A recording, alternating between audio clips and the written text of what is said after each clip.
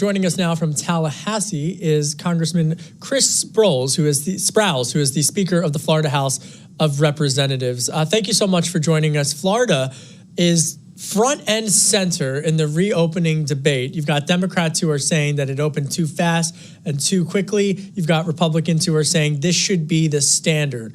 I take it that you think that this should be the standard, but how do you respond to criticism that cities in Florida in particular are running fast and loose with the CDC guidelines? Well, I appreciate you having me. Well, let me be clear. I don't think that we should be the standard simply because I'm a Republican. I think we should be the standard because the evidence has largely borne that out. Understand that here in Florida for the last 6 months, our businesses have been open, Disney has been open, our schools, our kids are going back and learning in the classroom or learning virtually. And you've seen we've had wild success. Unlike lockdown states like New York and California, who have not had better health outcomes as Florida, and yet their businesses are losing their livelihood, their kids are losing their learning gains. So, you have a lot of attention based on, one snapshot of one particular beach at one particular time. But the reality is that our economy is doing better, our unemployment is going down, and our kids are learning. And by any metric, that's success. Well, for Governor DeSantis, clearly here's someone who is at the forefront of Republican politics. You've been praiseworthy of him and his leadership in the Sunshine State. But for Governor DeSantis, just from a policy angle, what do you attribute that reopening to? How was he able to get state legislators on board and the state legislator in particular to back some of this reopening policy?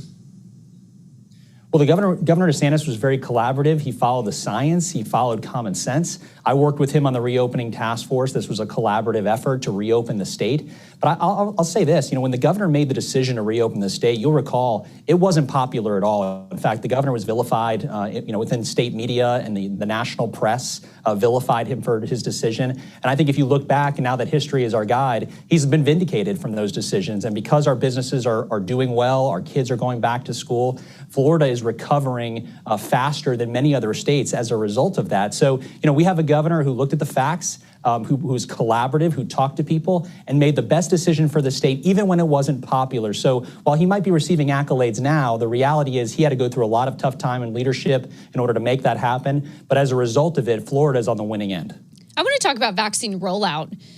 You were praised. Your state was so praised for the rollout that you had people from my New York, my New Jersey racing down to Florida to get a hold of your vaccine. What have you learned from vaccine distribution that other states should take notice of? I think you got to meet people where they are. So people are going to get vaccinated in various different settings. Some want it in a very clinical setting. Some are willing to want to go to their local pharmacy where they might shop for groceries. So or their local church where they feel like they have a little bit more comfort and a little bit more confidence in who's giving them the vaccine. So I think you need to be dynamic. There's no one size fits all model. So the one big takeaway for us is get it in as many places as possible, get it to as many people who want to take it as possible, and being willing to be dynamic about the particular locations, some of which may be run by government, others may be run by the private marketplace, to give the consumer as much confidence as possible in receiving the vaccine. I know that you're in Tallahassee. Have you heard of any concerns about Miami and the spreading events in the last few weeks? I think that, in large part, the people are getting the vaccine. We have over 8 million people here in the state of Florida who've already been vaccinated. Governor DeSantis made the right call, even when other states weren't, in prioritizing our seniors and putting seniors first. We've had over 4 million seniors be vaccinated. As you know, that's the most vulnerable population. We've seen mortality issues, be a problem in other parts of the country. Here in Florida, we've bested most of the rest of the nation and keeping our mortality rate low among our senior population. So, when you see these events, what we look at is what's the mortality rate, what's the hospitalization rate. And as you look at both of those things in the state of Florida, I'm happy to say to you that hospitalizations are down, that mortalities are down, particularly among our seniors. So I think in large part, this has been a great success thus far.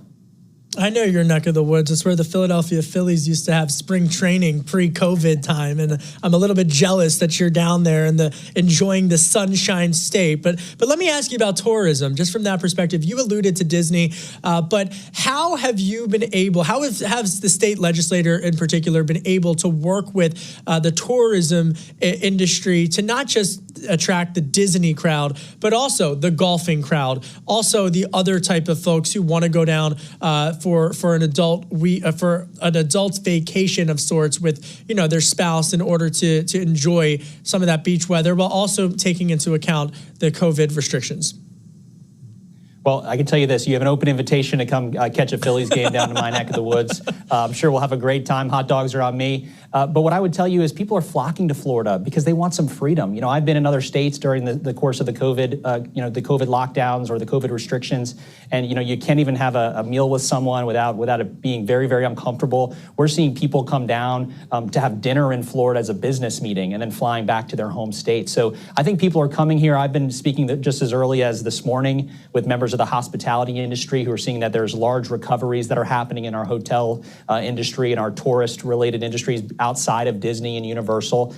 They were very excited about people coming down here. And, I think that people wake up from saying, hey, life's getting a little bit better, or I need to get out of my lockdown state. And they're coming here to Florida and they're patronizing our businesses. And they're doing so safely because our businesses are taking the right precautions. So I'm proud of our hospitality industry. I'm proud how Florida is recovering. And I'm always happy to have folks like you come down, enjoy a little freedom and some sunshine here in Florida. Let me talk to you just from a political standpoint about Florida as a whole, which is, again, went for former President Trump in the previous cycle. Many people and political strategists attribute that to the Hispanic population in the state, breaking portions of it to continue to trend more conservative.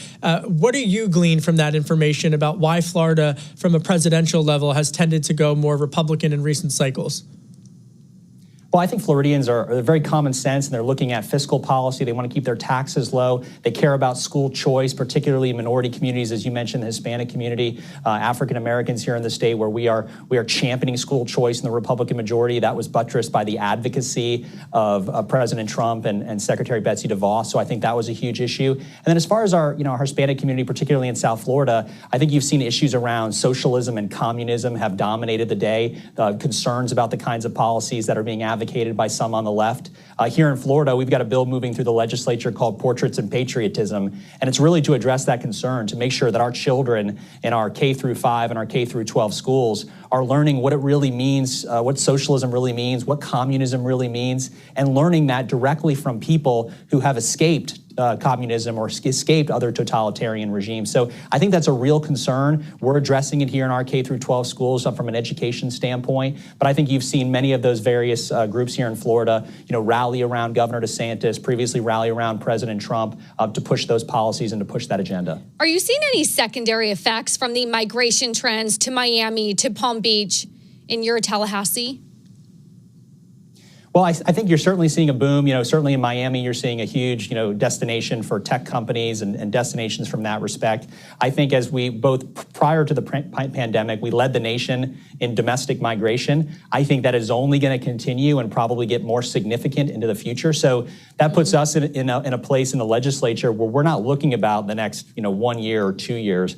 We're trying to figure out, how do we plan for Florida in the next 30 years? Because people are going to continue to flock here, bring their businesses. As you remember, Florida used to be a place that, is kind of the carrot at the end of the life well lived. That is no longer the case. People are coming here with their young families. They're coming here with their businesses. And we in the Florida legislature are planning for the future. Chris Sprowls, Speaker of the Florida House of Representatives, thank you so much for your time.